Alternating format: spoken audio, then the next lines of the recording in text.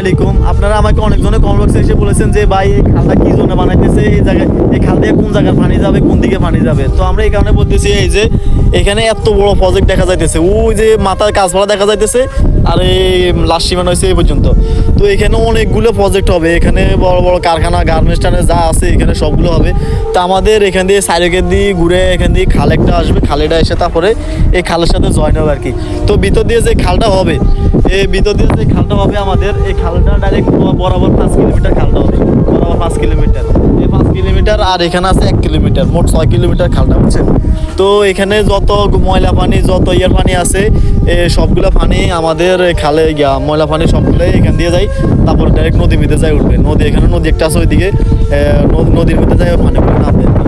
তো এটাই আপনাদের মানে আপনারা যারা বলছেন কমেন্ট বক্সে যে এটা কী জন্য বানাইতেছে, তো তাদের জন্য এই ভিডিওটা। তো সবাই ভালো থাকবেন, সুস্থ থাকবেন, সামনে আরও ভালো ভালো ভিডিও দেবে ইনশাল্লাহ। ভালো থাকবেন।